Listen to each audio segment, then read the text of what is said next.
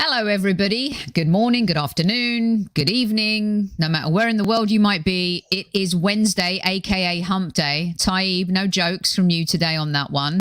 It is the Wednesday Women's Show. Women talking football. Does life get any better than that? I don't think so. Here we go, people.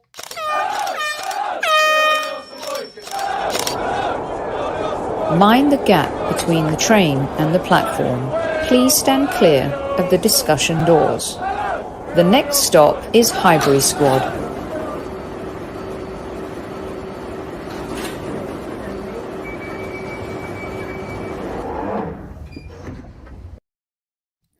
Good evening, everybody. Welcome to another live edition of the Highbury Squad. Thank you for joining us for this edition of Wednesday Women. Unfortunately, our girl Lucy the Gooner is suffering from a migraine, so we all send her lots of love and we want her to feel better.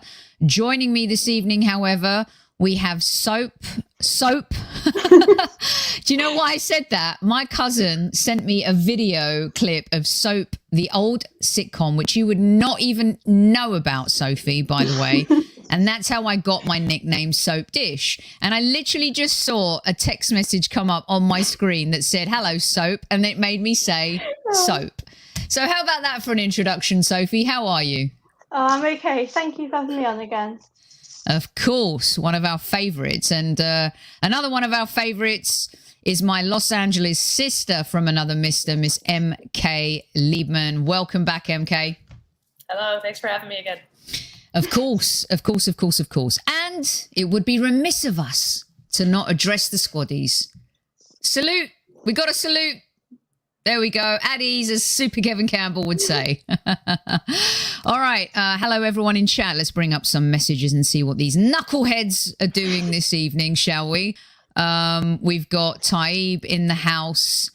We've got Tammy, who was feeling a little bit lonely for a minute, but of course, everyone else showed up just in time. Ask, we've got 6 yellow cards and 11 fouls. Referee was on fire. We're going to get to that. Can't blame the ref for last night. I'm not having it. Good evening, Universal Greek. Thanks for your lovely message post Bob Wilson show.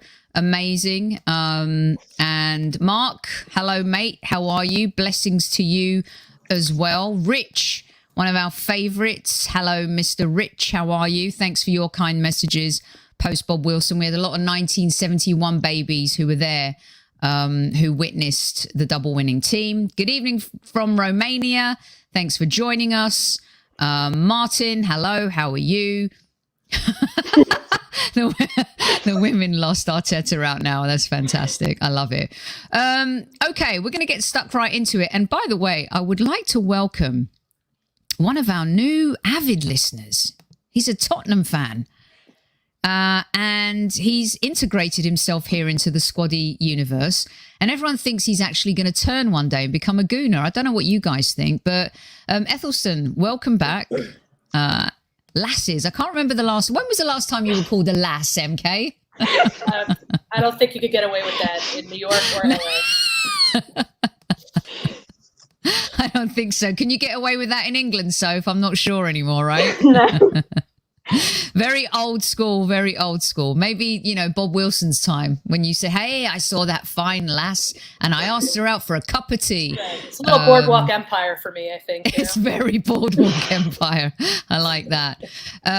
Yeah, not a chance of defecting. I'm not sure.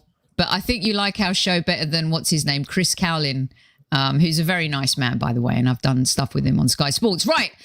I digress. I wanted to share something with you guys, though. You know, when family comes to visit and you don't have your home comforts, but then when you do, my niece came from Cyprus and I've cut the packet in half just to make it look better. But she bought me this massive family pack, cheese and onion crisps. It actually says in Greek, dirige gromide, which means cheese and onion in Greek. And there's just crumbs left. And I wanted to share with you guys because I'm sure you all have the same. My sister sent me these biscuits, right? So every night now I'm having a pint of milk and biscuits I shouldn't be eating. And then my mum sent me like 4 packs of these, which are Greek we call them goulourakia, but they're basically things you can dip in your tea, little Greek biscuits that you can dip in Wow. your tea. So this week I'm eating carb. Now, if I was a football player, that might work well for me, but I'm not. So I just wanted to ask you guys, home comforts, there's nothing quite like it, is there, MK? No. Yeah. You're a New Yorker at heart. You know what I'm talking about. Come on. Yeah, of course. Definitely. A lot of carbs there, too. Soph, is there anything like dunking a digestive or a rich tea biscuit in a cup of tea? Oh, that's heaven. I love that. What's your guys' go-to food like in the UK though? Because I found myself like maybe I just didn't go to the right places. I think that's what it is. I enjoy a good pie, but didn't have a lot of luck at the pubs. Well, if we're talking about pies, it was always Mark, I did no carb for like 10 years. I'm over it now. I'm mixing carbs again. COVID. If there's one sin I have from COVID, I started mixing carbs again, and I'm very proud of it as a 50-year-old. But yeah, Highbury Corner, MK. If you're going to get a pie, that was where to get it. Whenever I'd go to a game coming over from Cali, because I'd do like a 2-week stretch and try and fit in as many games as possible, hoping to be there later on this month. And I would get like, I'd always have to get the Dennis Burkamp and then 2 others and the potatoes, because I was always afraid, even though I was going to more home games, I'm like, what if they run out of pies? So I'd just like wolf them down and stuff like that. Frank Lampard ate them all? Yeah, of course. Absolutely. All right. Enough of that. Just thought we'd have a little bit of fun. Dunk a donut. Donuts. Oh, you're making me hungry. I know, right? I was at the, what do you call it? SoFi Stadium. And MK, you'll know, when you come off there at Manchester Boulevard, you've got the super famous Randy's Donuts.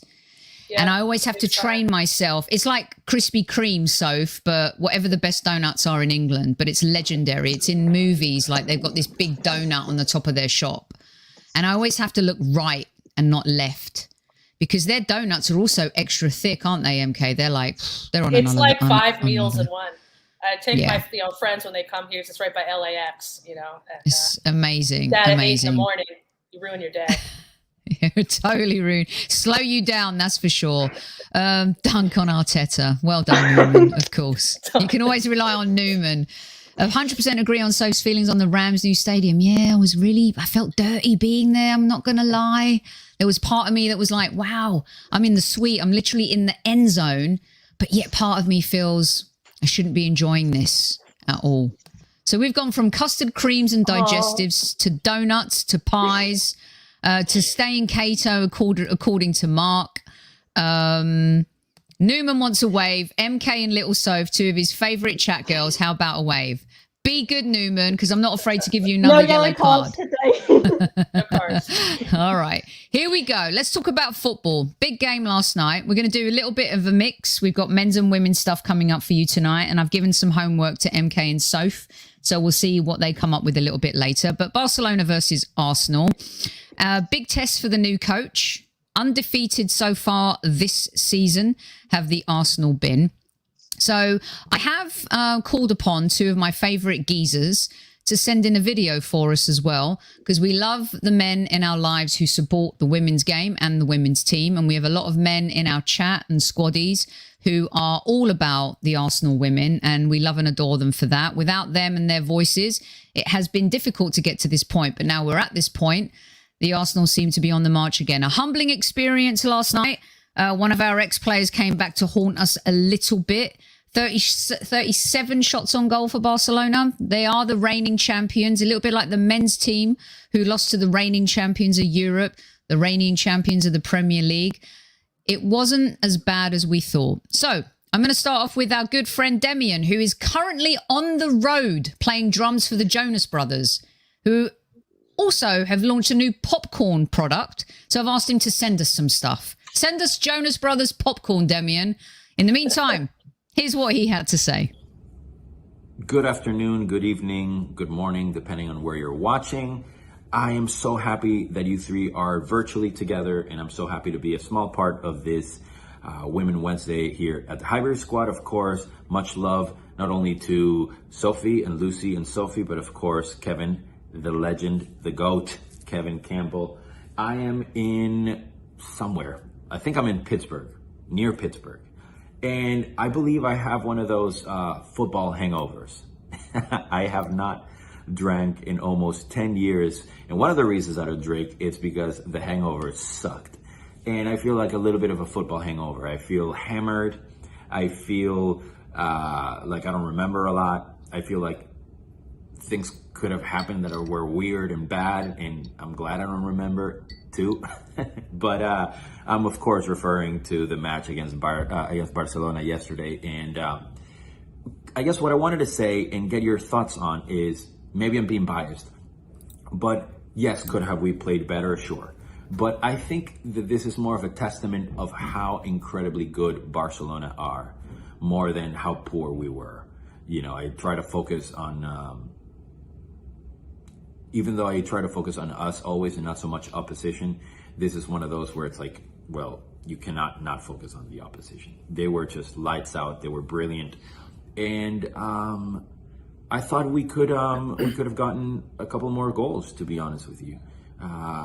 The yellow cards didn't help. That was very weird. The ref wasn't on our side, so to speak. Not that they have to be on our side, but I'm sure you know what I mean.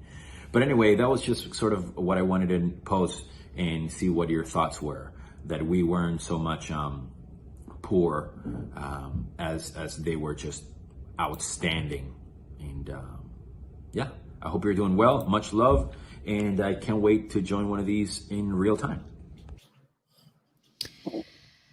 I think he summed it up pretty well.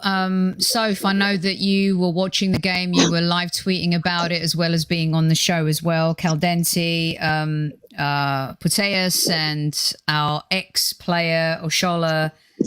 She came back to haunt us a little bit. I think we just lost to a better team. Would you agree, Soph, with what Demian had to say? Yeah, definitely. I think the first half was very poor. I think the players just didn't start off great. We seemed very nervous. But I think that the changes that the manager made in the second half changed everything. I think that Nikita Paris coming on, I think Tobin Heath, they made a real difference. And I think that when we scored that goal, I think a part of me was thinking we could get more, because we did offer them a bit. So I think that the scoreline didn't really reflect how we players. But I think they are just a brilliant side, and it was a really tough battle for us. But yeah, I think our changes that came on made a difference. But yeah, I think it was just a difficult night for us. Yeah, Heath and Paris, and when Caitlin came on, they definitely changed the game in the second half, but it felt like a little bit, too little too late. MK, I think one of the things here is, sometimes we're very critical of our teams. The women's team has, of course, gotten a lot of love, but right, just like the men's team, and just like the men's team, when we're playing like a City in our first 3 games of the season, you've got a newly promoted team with all the energy. You then have to face the champions of Europe and also the Super Cup winners and the champions of England. Sometimes we need to just take a deep breath. Barcelona, the reigning champions in Europe for women, we have to take a deep breath and just say, okay, maybe we just got beat by a better team today versus us being tactically inept or our players not showing up.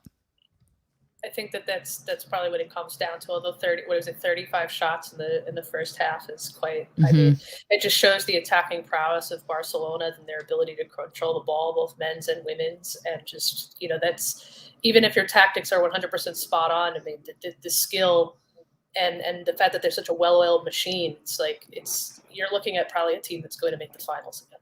So. Yeah, and Barcelona have been a team that have been leading the way in the women's game, of course, for a very long time. But Soph, do you feel like, I'm going to put Kev's, I might just play Kev's video because it might help us with our next phase here. Zinsberger for me was incredible and continues to be incredible. So why don't I get Kev's video up and then we can tackle some of his questions and where we go next. I don't think it's a disaster. We've only lost 1 game. We're still top of the league in the women's league. So here we go. Super Kev. Hi everyone. On Wednesday Women, I hope you're having a great show. I have 3 questions for you. And the first question is about the Arsenal women's team last night. What's your thoughts? Number 1 is, what's your thoughts on that result last night? Number 2 is, what response do you expect from that result last night? And last but not least, the key to everything for me is obviously the response. But what's your expectation for the team moving forward come the end of the season? It's been a while since they've won the league. So do you expect them to win it all? In the league, that is, especially. Anyway, listen, have a lovely, lovely show. Take good care, ladies, and squaddies, at ease. I always feel like I have to do this even when he's not here because he's Super Kevin Campbell. I wanted to add this comment from S90 because I thought it was also very poignant too, because Jonas is still implementing a new style. I agree with him under Joe that we were horrible when pressed. And I do feel like when you face one of the best teams in the world, you know, you can't act like the sky is falling. So I'm going to go to you first. What are your thoughts on Kev's questions, and what do you think about what he said? And going forward, we have, I believe, we've got Everton, we've got Hoffenheim in the next round of the Champions League on the 14th. And then we've got Brighton and West Ham. But I think in Europe it might be tougher, but back home in the league, I think it's going to be a little bit easier. What are your thoughts? Yeah, I think the result, I think there was chances we probably should have taken more, but I don't think that's a terrible result. We got an away goal as well. But it was always going to be very difficult. Jonas has came in. It's like a new team. We're working together for the first time. And so far, we've done brilliantly. I think that in the league, I think that when we play, I think Everton would be an easier win than the Champions League groups. But I'm expecting us to bounce back against Everton. And I think when we play other Champions League games, I think that they'll want to come back stronger and get back into winning ways. But I think it's like we've got new players here, it's a new team, it's like a fresh start, and we're just adapting to new ways. So I think we could. I think we're more likely to win the league. I think we've got a good chance of that. I think, you know, Man City aren't doing great this season. I think Chelsea are doing good as well. So I think maybe between us and them. But I think that it's difficult to say if we can get up on the Champions League, but I think it's going to be difficult. Yeah, MK, you know, Jordan Nobbs is back from her injury. You've got players like McCabe, Beth Mead. You've got Miedemar, of course. You've got Manor, who we signed. You've got Paris, and of course, a player that you know a lot about and you've seen play a lot. And when she came on yesterday, had an impact. And I think once she finds her feet, Tobin Heath is going to have a massive impact on this team. She hasn't played a lot, of course, jumped in, but you already saw the difference that she can make. I think that's really a good way to look at this as well, is that there is such an improvement in the second half relative to the first. And that's sometimes one of the things I struggle with in my criticism of Arteta, is that I don't think he manages subs well, and that when things aren't going to plan, he doesn't know how to pivot. Whereas the women's game last night was a perfect example of a good pivot and knowing when to use your strengths, how to manage your subs, and how to take back control of the game after something that could have been a much more lopsided scoreline than it already was. And so if you're able to demonstrate improvement even from one half to the other, you have to assume that improvement is also possible across the length of a season. And I think that it might be a tall order to win the Champions League, given how competitive the women's game has gotten across Europe and the world. But I think they're certainly in a competitive spot in the league. I know that I was going to bring up Chelsea as well. I mean, it have some really phenomenal players. It is by no means a cakewalk, but it is doable. And all you have to look for is that improvement. And like I said, Yep. if you could do that in a game, you can do that in a season. Yeah.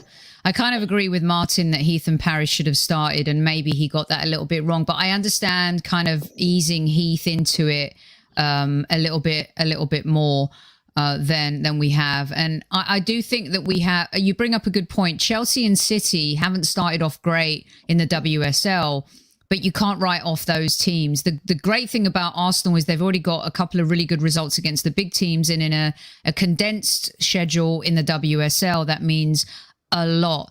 Soph, I just wanted to come back to you, even though it's a big loss for the new coach.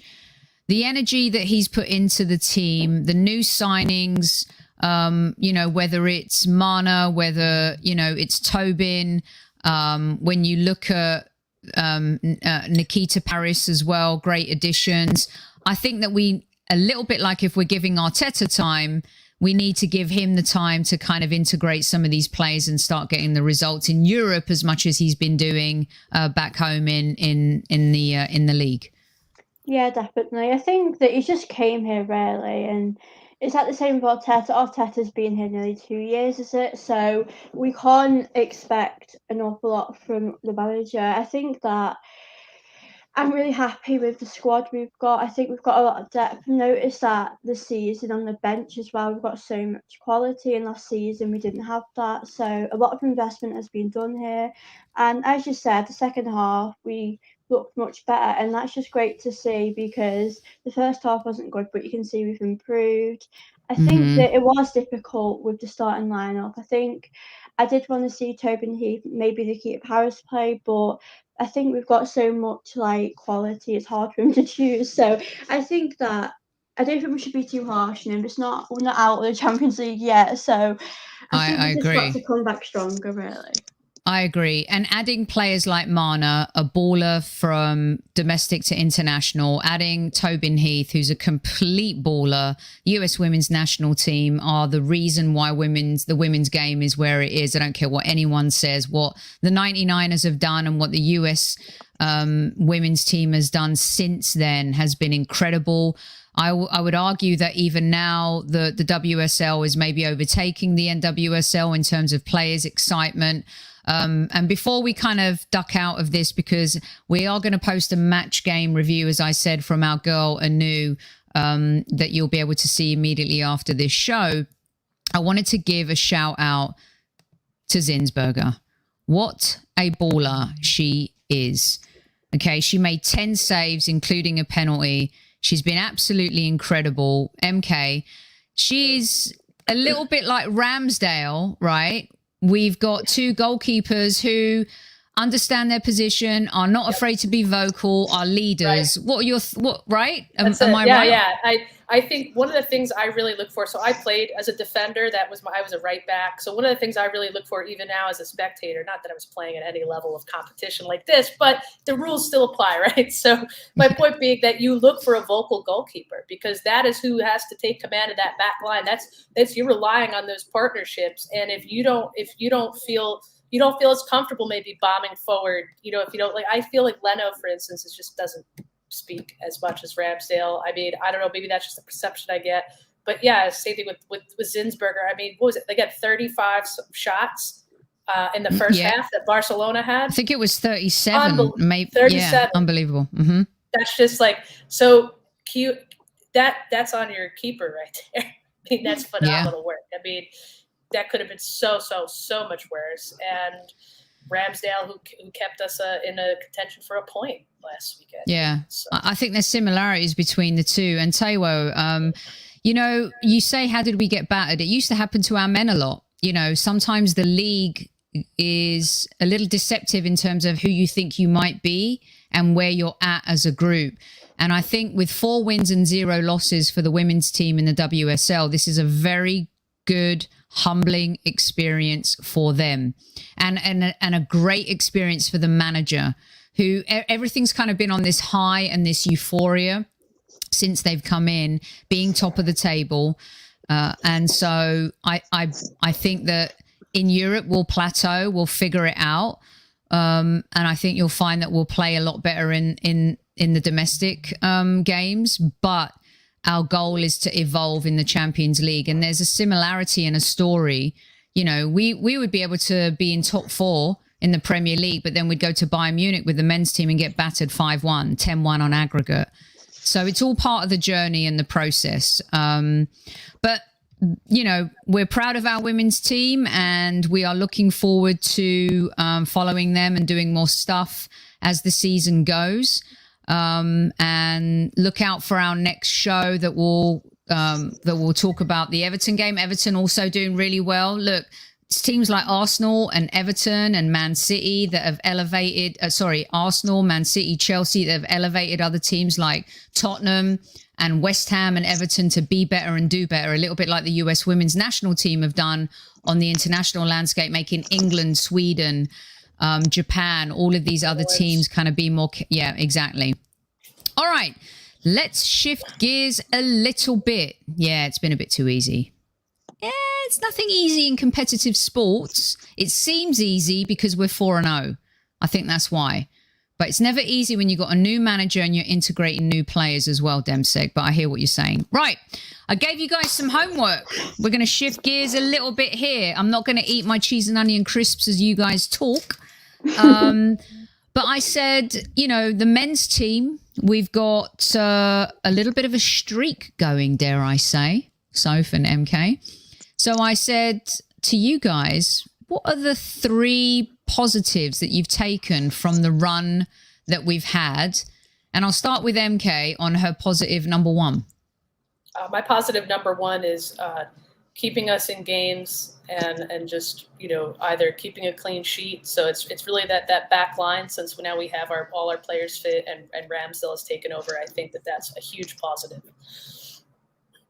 Yeah. So what's your point? What's your number 1 point? I just said that we kept. Am I right in saying we've kept 3 clean sheets out of 4? And I think defensively we seem to have improved. I think that Arteta's look defensively that we've had a problem, and it seems like we're looking good defensively. And I think Ramsdale's came in. I think he's changed everything. I think that it wasn't working out with Leno playing out from the back, and I think Ramsdale has done really good. And yeah, I think defensively we're looking so much better than what we used to. So I think there's definitely some, you need a nucleus, right? So when you sign new players, especially, you need to, they need to have an impact. Not all of them have to have an impact immediately at the same time. But if with all the new signings coming in, you need a couple of players to have an immediate impact. And I agree with you, Soph. I mean, Ramsdale's become a cult, dare I say, likability factor, not hero yet. But he's definitely on that march. Reminds for me sure. of like Tierney, the way people were reacting to Tierney as he was starting. I think it's similar to that. I think that's a fair statement, completely. All right, MK, what's your second positive?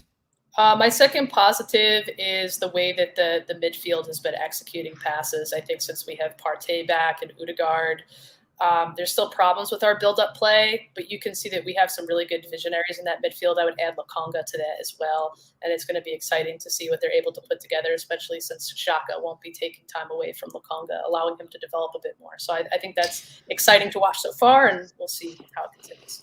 MK, you know how some people thought and was saying that we miss Xhaka in the last game, especially after seeing him in the North London derby. I think we all agree that we want to move away from Xhaka long term. Yeah. And no one's saying Xhaka. Yeah, and no one's saying Xhaka's a world beater or he's the best, but in this particular Arsenal team, he offers something. What are your thoughts then? You mentioned Lokonga. We've got games coming up against Palace, Villa, and Leicester. Do you feel that we'll see him a lot more versus Arteta maybe reverting back to safety and playing El Neni with Partey? That's my concern, because another big criticism I have with his manager is he plays way too conservatively, and I think that's exactly why our build-up play is so slow, that he's just very I don't know. It's just sometimes you see what we saw against Tottenham, and then we see what we saw last weekend. I hope not. I'm kind of done with this reputation of El Neni the Excellent. Like, what does he see in this guy? I mean, I'm not saying that bad. Like, I don't want to bully him, but he's just not up to par for what we need. Like, he should be a defensive substitution at least. You shouldn't start the game with someone like that, because then you're basically saying, we're going to start the game, but we're going to act like, Palace is Manchester United. No, I don't want to see that. I would be very upset if that were the score sheet. You know what else I thought, guys, is when El Neni, he's on international duty, of course, right now, and he posted something on Twitter saying, back to what I love or whatever. And I'm like, dude, aren't you an Arsenal footballer? What the heck? So sometimes it baffles me.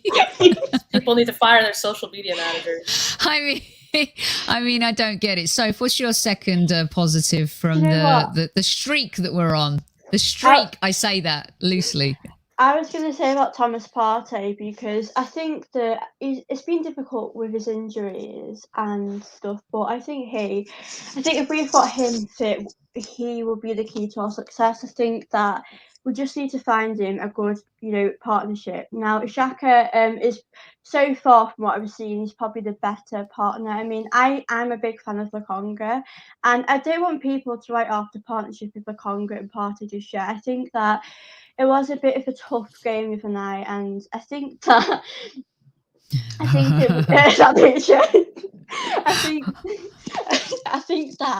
I'm not trying to create any heat here, Soph, not at all. You're going to make Newman and Tayyip annoyed now. No, I think that Lokonga's come here. He just needs to get in the rhythm of things. I would rather see Lokonga and Partey. I mean, El Neni, not a big fan. I think he tries his best, but it just doesn't work. But as I said, I think Partey, when he's fit, I think that he really does make the difference that we need in this team. So yeah, I think our midfield's so important. Yeah, I agree. I mean, Thomas Partey, when fit, we're seeing his last two games, I think, MK as well, we've seen a little bit of the Atletico Madrid Thomas Partey. Yes. He elevates everyone around him. Dare I say that he and Xhaka are a good partnership. But Lokonga, 21 years old, captain of Anderlecht, made captain by Vincent Kompany, recommended to Arteta, of course, by the king, Thierry Henry. He's not chopped liver. He's made his debut for Belgium as well. There's something there. He's very special. And early on in the season, dare I say, he was one of our better players as well. So yeah, his scanning ability, that's something you can't coach. That just comes like innate to some people. And like, I think that he has that talent. It's just the overlap. I think that's why Arteta probably would prefer a more defensive partnership with Partey. But you know what? Like, you have to take risks, and this manager needs to get over himself. Yeah, and like you're saying, Demsek, that's why you're saying the partnership, and there are tweaks that need to be made. I agree with Demsek. Play more aggressive. Yeah, exactly. And Lokonga may have been brought in to be a deputy to Partey, but considering we have injuries, we have to adapt or die. So, what's your third positive, MK? Well, my third positive would be that we have a surplus of choices. And this could be a positive or a negative. But what I mean by that is, if you don't have Aubameyang, you have Lacazette to bring off the bench. You have Pepe on the bench. Right now, we have a positive of we have everyone fit. So you have options, right? And now where it could be the other side is you're also not giving people minutes. But I think it's a good problem right now for Arsenal to have, because it gives you versatility. It gives you a lot of different ways to strategically attack games. And so I think that's a good thing. I just want to see the positives used by this manager a bit more. And I don't want to see Oba starting games where he shouldn't be started. He's a poacher. Sometimes you might want to start Lacazette in some games and have that off the ball and give Martinelli minutes. But it's a good problem to have, and I overall consider it a positive. I think too that what you're saying in the sense that last night I asked Kev and I said to him, if Aubameyang can't score at some point, guys, we've got to put him on the bench and bring someone on who may be able to get goals. We shouldn't be afraid of that, right? So Arteta shouldn't be afraid of that. And we all love Aubameyang and we want him to do well. But if he's not scoring every game and being the leader that we need him to be, got to make tough choices as Arsenal manager. Yeah, definitely. I think like Aubameyang, I think that against Spurs, when he was at his best again in that game, you know, he deserves to play. But I think sometimes if he's not scoring, he's not doing anything else. Like, and you don't realise he's on the pitch because he's not doing anything else. And that's why Lacazette has great hold-up play. You know, he's great with the youngsters, and he should be playing sometimes. So I think Arteta needs to take risks, and if something's not working, then just change it up a bit more. Wasn't it evident against Brighton, like Mark said? Demsek saying that when Laka came on, MK... That's what I was thinking of. Yeah, right? I agree with Demsek 100%. That's exactly the type of a game where a Lacazette made more sense than a poacher style with Aubameyang, because you knew how they were going to come and play us. And it just made, you know, he just throws the same lineup sometimes. We're like similar. It's like the opposite that we had with Emery, who'd be like, what the heck is he doing? Did he just rush with his FIFA lineup? Whereas Arteta just kind of does the same kind of thing. He's like very set in his ways. And I think part of that is we know Lacazette's on his way out. But like I said on the show a few days ago, it doesn't matter if he's a player and he's still employed by Arsenal. We're still, exactly. I wanted to throw this one in for you guys from Martin, because Martinelli has been one of those, and a few Arsenal fans and folks have been tweeting. I haven't seen it come out of Martinelli's mouth, but that he's frustrated about not having playtime.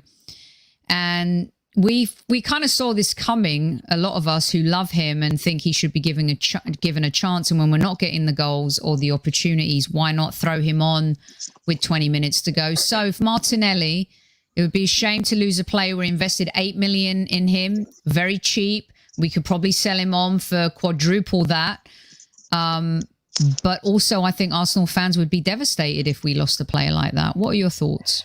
I'd be so sad if we let him go, because I think he's got so much potential. Like, when he used to play quite often, we could see he's got such a winning mentality. And I mean, like, it's hard with Aubameyang at the moment because he didn't have a great game against Brighton, but against Spurs, like, the whole team are really good against Spurs. So I don't want to give up on Martinelli because I do think he deserves to have more time. I mean, it's difficult with Pepe as well. I don't know what's going on there, if he'll stay. But yeah, I think Martinelli does deserve a chance. Maybe if it didn't work for Aubameyang in the first half, maybe bring Martinelli on for a little while, because he does deserve some game time.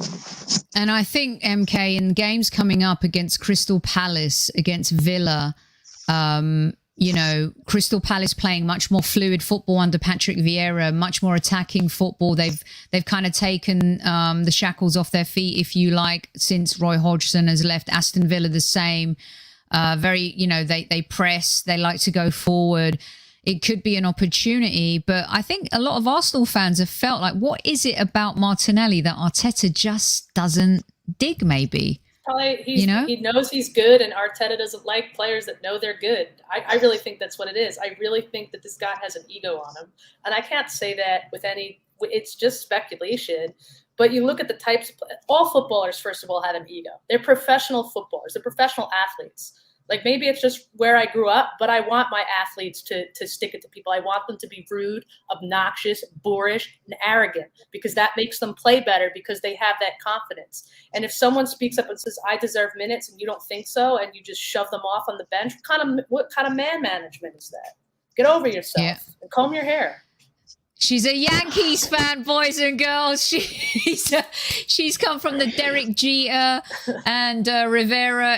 Who was your closer? Mariano Rivera. Mariano Rivera. But also, Henry was arrogant. Bergkamp was arrogant. Yes. Perez was arrogant. They were all Lundberg arrogant. was arrogant. Yes. Yeah. No, I hear you. I agree. Yeah. Okay. Everyone agreeing with you here, throwing that one into the wind. Okay. Soph, what's your third? I just put about, like, Arteta. I think, like, now he seems to know his starting 11, and I think that's very important, because I think if the players know they're playing nearly every week, I think they can be more consistent. I mean, I don't mind Arteta changing like two players, but I think that we've moaned about him. You know, he's been here a while and he's not known the starting 11, and it is a bit ridiculous. But I think now I'm starting to see a way going forward with him knowing like which players he's starting every week. Okay, so here's my beef still with him. You can't deny the run that we're on, right? And we've definitely improved, and you see a relationship building with Gabriel and Ben White. Tomiyasu had a humbling experience against Brighton, but fine. Again, this is another reason why not to get super excited about a one-game performance against a rival that's going to get you up all day long. Saka and Emile Smith-Rowe continually putting the team on their shoulders. MK, at some point when you start building the consistent results, you have to start marrying that with performances. Right. And when you look at the Brighton game, you could argue like, who's the legendary team? Who's the top team here? Versus, okay, they're the home team, but you can't blame the wind and the rain and complain about the conditions when Brighton played the way they did. So do you agree that when we come back and the Vieira derby, he can't lose that? You can't lose to Patrick Vieira in Crystal Palace. No, Aston Villa had our number last year. We lost twice to them, right? So what? Right. Don't you feel at some point he's got to start pulling out performances? The problem I see right now, and in most need improvement, is where is the logic with starters up front? I think that's we've kind of seemed to solve for the time being the defense. We have a good understanding of how we want our midfield to set up, but we don't have that sort of idea of how we're going to attack, and it shows in our lack of shots on goal. It shows in our XG, and it shows in the very inconsistent performances throughout the league so far. You have to address that and have to understand when to start someone like Lacazette and maybe Martinelli. If Saka doesn't have it, if he needs rest, you rest him and you put in Pepe. You need to mix that up, and you need to effectively know how to and when to do that. And that's one of those things when people say trust the process. I'm like, I want to, but you need to give me the evidence. I see our improvements and I'm willing to acknowledge those. But until we address the inconsistency in our attack in our final third play, we're not going to beat teams like that. And I worry that it's a draw or worse potentially against a Palace. I do. Do you guys feel like when the last team sheet came out and everyone was like, yes, what a great team selection. But to me, that's our best team, barring maybe if you want to argue Xhaka and Partey together, that's fine, right? But Soph, do you think he knows his best team now that he has these new signings? And a lot of people in chat are talking about that maybe he approaches games where he's more afraid to lose than try to win. That's a problem for sure. Yeah, I think it looks like defensively we know what we're doing. Like Tomiyasu, Tierney, Gabriel, Ben White, and Ramsdale, they're always going to play. And I think like in midfield, I think Arteta seems to really like Xhaka. And I know Xhaka was really good the other night, but he doesn't play like that all the time. So I don't know midfield. Like if I would like to see more of a conga with Partey, I'd like to give that a chance. But I don't know if Arteta likes that. And it does look like up front it's like Aubameyang, Saka, and Smith-Rowe. But I think with Aubameyang as well, I think if someone's not playing, then we've just got to change up. But like I said, I don't know about Balogun. He always play. He seems maybe should go on loan, but I think, yeah. So if you know what, the Balogun thing, when you see him making those moves in the under-23, that dude should be on loan. If he's not going to get a chance playing for us, he's not going to give him minutes. He's got to go on loan. It's too easy for him, isn't it? Yeah. And Kev has said it ad nauseum on this show. Aziz, okay, he's at Portsmouth now. That's cool. And Balogun needs the same. If you're not going to give him the minutes, a player like him, when he's making moves like that and playing like that, you've got to send him out. Yeah, we don't have cup games to give you, so it should be it should have been an easy decision. It should have been done last summer, and I don't know. Exactly. But also, MK and Soph, with the caveat to that, is if we're not scoring goals and our own superstar signing can't score goals and Lacazette is on his way out and maybe Arteta doesn't have as much faith in Martinelli playing up front as he does on the left, and you've got to fit in Emile Smith-Rowe and Saka and maybe a Pepe, Why not give Balogun a chance in a Crystal Palace game? Or maybe he'll wait 2 or 3 games before he makes a move like that. But he's got to be on the bench and he's got to be an option.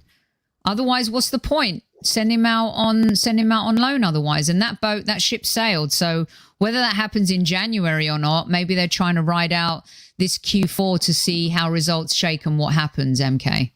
I think that's exactly right. I think that this manager is just, again, very risk averse, and he plays a very conservative, like he relies on that experience. Kev has mentioned that as well. He's going to go with experience. He's not the sort of manager that's going to take risk and give young players a chance. And if that's not to say he won't give young players a chance. He has given some young players a chance. Mm-hmm. But if he's willing to give Emil Smith-Rowe and Saka chances, then he should be giving Balogun a chance too.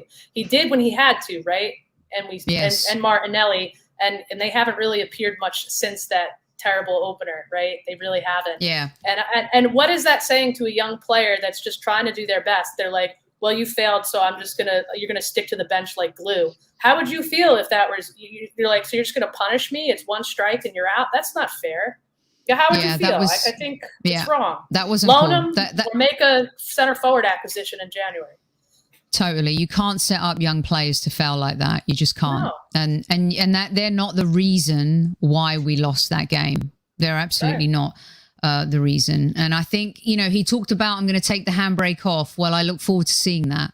And so now after the international break, that run in between now and the end of November, if we're still 12th, you guys, I don't want to ask you this at this point, but if we're still 12th, are you having, I know MK, you've had your doubts, and Sophie, you always try to be positive, as we all do, and be supportive. But if we get to November and we're still in that position, you've got to start asking, the people that have been asking major questions surely should be validated for the questions they've been asking, no? It's difficult, isn't it? Like, during Arteta, there's been moments where I felt like we need to move on. Like, I think for me, when we lost 5-0 to Man City, like that was kind of it for me. But I think he is a manager. I do support the manager of our club, but I just think we can't keep going backwards. We need improvements this season. There's no excuses for him. He's brought in his own players, and I think that he could hide behind excuses the last few seasons. But now he can't really. And I think we know it's going to be a long process, but I think that we do need to see improvements game by game. Yeah, I wanted to put this message. Okay, so let me put this up for you, right? Because I'm going to put in a couple of things here. Universal Greek says, for about 15 years, all Arsenal fans have been moaning about fixing the back five. It's being done now. The attacking side will be fixed soon. It takes time to find the right balance. It's been fine in the last 3 games, MK. And you could argue that based on the January to end of season form from the 2020-21 season, this could be true. But then you have a Taiwo who thinks that he doesn't know his best 11. I agree with Taiwo. And he mentions Balogun. And then you also have Andy, who agrees with you, MK, about having so many top youngsters coming through that they'll get frustrated if they don't see a chance of breaking into the first team squad. So with all that said, yes, that we've seen improvements. But for me, and Mark thinks what's Soph's last comment was spot on as well. You've got to start performing. Yeah. I'm sorry that like some of the games against these bottom tier teams, we should have been making up goal differential on. And again, that highlights that problem up front, that our play in the final third is anemic. It's terrible. And sure, Oba will have a game like he did against Tottenham, but then you'll have 3 like we had against Norwich. That Norwich game was so frustrating to watch. We should have blown them out of the water, and we didn't. And so I think what people are looking for with Arteta is they want to see him doing, better man management. Yes, giving youngsters a chance, not punishing them, not maybe having an ego with some of these players. It's also rotating the squad better and knowing, how to select a lineup that is best against your opponent of the day. And I just see a lot of the same selections or the same like cookie cutter format. It's like that's not going to get it done. Imagine if you went to a Formula One race and you just race with the car the exact same way every single time. You have to suit it for the track. You have to suit your selection for the team. And I just don't see him doing enough of that. So these are the things that Arteta skeptics like me, I'm not Arteta out per se. I have been at times just completely frustrated with him. But those are the things he needs to show people. Because if he's not doing that on a regular basis and we're just continuing to get draws against teams we should be blowing out of the water, then that's not improvement. I don't care what happened at the back five. If we're 12th in November, that is below 9th, and he should head for the door. It won't happen. That's what I think. No, he'll get the whole season. I completely agree with you. He'll get January transfer window as well. But it's not unacceptable if we're 12th in November and you're not asking questions. Yeah, it's not good enough at all. And I agree, Bo. Yes, results are progress, but consistency and performances need to be invoked now. Invoked? Is that the right word, MK? Invoked? Yep. Sure. It works. It works somewhat. So that's the next step and phase for him. Right. I'll get you out on this one, girls. The one thing you're looking forward to after the international break when the Arsenal come back. Soph. Well, we've kind of touched on it a bit, but like I'm a big fan of Aubameyang, and I do hope. I mean, I feel like I'm believing something that's not going to happen, but I really, really hope that he can be back to his best. I don't know. It's hard to tell with him at the moment. I think like against Spurs, I think the whole team were really good. I think Arteta set them out right, but I just think that he was really good. His energy was there. He wanted to help the team. He was going on the run. So I do hope that we do get Aubameyang back, but it's just difficult. It seems like he's lost again. But yeah, I think Aubameyang, like when he's playing, he's probably one of our best players. But yeah, I think that we just need to hopefully get him back. I think it's a really important point because Aubameyang has been our saviour in his 18, 19, 20 seasons. And, and let's be fair, Leno's saves and Aubameyang's goals in that FA Cup winning season especially helped us tremendously. And MK, I think it's a great point. He's the captain, he's the highest paid player. He's one of our best players. He's supposedly our best goal scorer and has been over the years, of course, if you look at his stats and everything. But also you could argue that we play a certain way, MK, that doesn't exactly set up our captain to succeed. Correct. Yeah, which is why, by the way, I wanted to address a comment in chat. I said that Lacazette should have started against Brighton, not Balogun. So I just want to set that record straight. I was just merely implying that the youngsters should be given a chance perhaps alongside the more experienced players. Sometimes on a day that's going to be Aubameyang. Another time it might be Lacazette. But you have to give them minutes. And if you're not, then they're going to languish and reduce in value, and you're just going to be selling them for a loss. Anyways, having stated that, yeah, I think Aubameyang is always going to essentially, like Pepe, be judged by how much we're paying him. I mean, that's just unavoidable. So, yeah, and again, but Pepe, I think, he's a misunderstood player, and he's a polarizing figure, and he's consistently inconsistent and predictable in so many ways, right? And by the way, I agree with you on the Balogun thing. Let's just rewind a little bit. Arteta picked him. If he'd have scored a couple goals, we'd be lauding him. But he's not the reason why, and Martinelli are not the reason why we lost. Those guys were playing with Chambers and Holding and Kolasinac. What would Balogun and Martinelli look like with Gabriel, Thomas Partey, Ben White, Lokonga, Tomiyasu? Like, let's be fair here as well. We're not going to kill our young players when they're given an opportunity, but they're not set up to succeed in that system or in that opportunity. Cliff, we agree. Free Martinelli.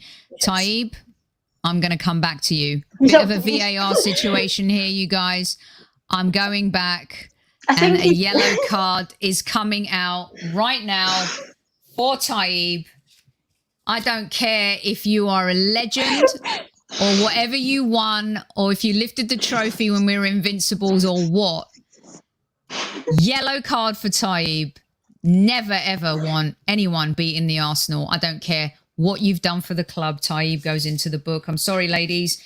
I got a note from VAR. Had to plug in.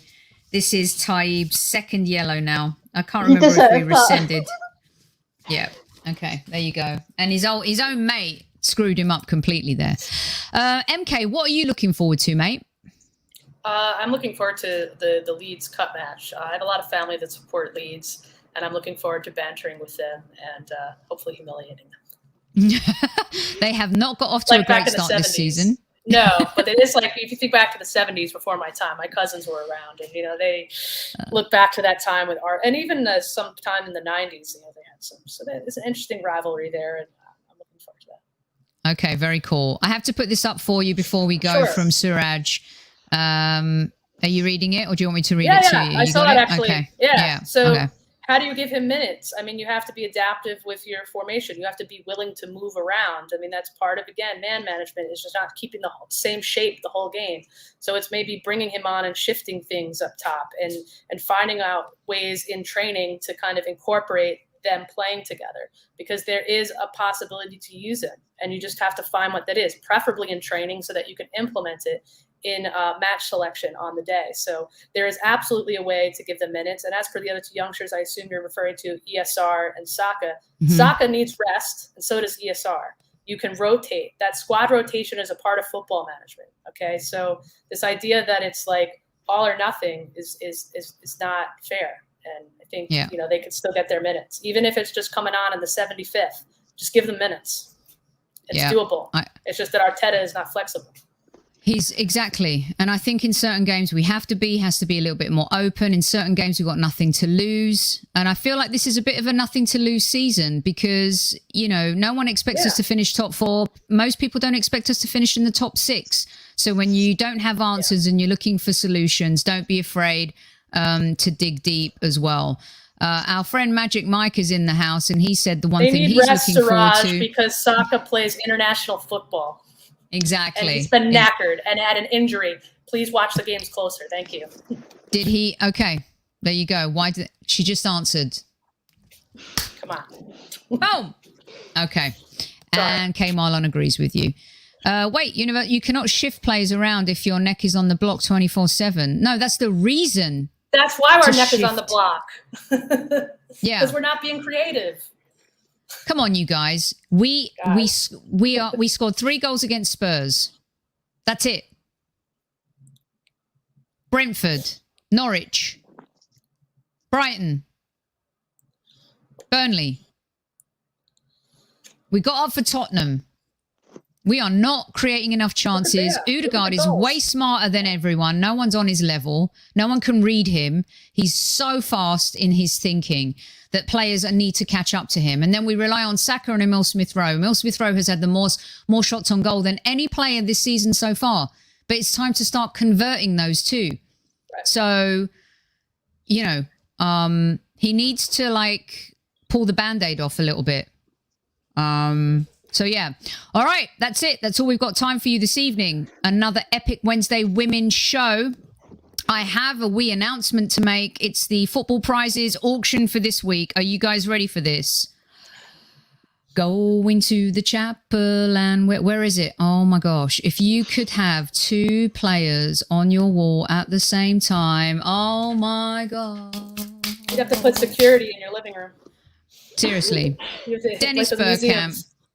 Dennis Bergkamp, Thierry Henry. And by the way, Suraj and Universal Greek, we will circle back with this conversation with MK in the next couple of weeks as well. Don't worry about that. But for the meantime, Dennis Bergkamp and the King, Thierry Henry, signed, dual frame, the 2 of them together on your wall. Does it get much sexier than this? Jags is Campbell and Wright. Yeah, that could be. Absolutely. And Jags, we have something on our way to us from Jags. But don't you worry. He'll be putting his money where his mouth is trying to win that. Right. So tell everyone where they can find you. My Twitter is TV_Gooner and my YouTube channel is Gooner Gossip TV. Thanks for having me on, by the way. You're a rock star. Keep shining. Keep doing your thing. Keep spreading your positivity on Twitter. You're magic. You got the legend that is Gilberto Silva following you now. You guys are mates officially. Keep doing your thing, Soph. And MK, Tell everyone where they can find you, and remind everyone about your firefighter charity, because we got to keep that rolling, and we got to keep that happening. Yeah. So you could find me at MK Liebermann, which will be, I believe Sophie retweeted it earlier. So that's where I'm found on Twitter. I also do the Arsenal LA account, but that's a bit more for our branch. So my personal opinions are there. And I may offer my personal opinions in a very New York way. I'm not mad at anyone in chat. I love having opposing viewpoints. Everyone's viewpoints are valid. Please keep them coming. And thank you for a great show. And thank you for the invitation. Well, we love you guys too, Suraj, and well done to everyone. Thank you. Even the Spurs fan loving the show, Tammy, everyone, and your love. It means the world to us as well. Thanks so much. We will be back tomorrow night. We're going to have our Saliba and Guendouzi update report from Mr. Chris Carpenter. The La Provence squad will be back tomorrow. We will also be premiering Drop the Magic Mic. That's going to drop at some point, so beware when that drops. It's not going to be a live show. It's going to be a premiere, and it's already been pre-recorded. And then on Thursday, we have a new series coming out that we're going to drop as well, so make yourselves aware of that. In the meantime, thanks to my girls for joining me. Keep flying the women's football flag. Women talking football is always a beautiful thing. Our women will bounce back, as will our men. In the meantime, take care. And as Super Kevin Campbell would say, at ease. Well, not yet, but you know what I'm saying.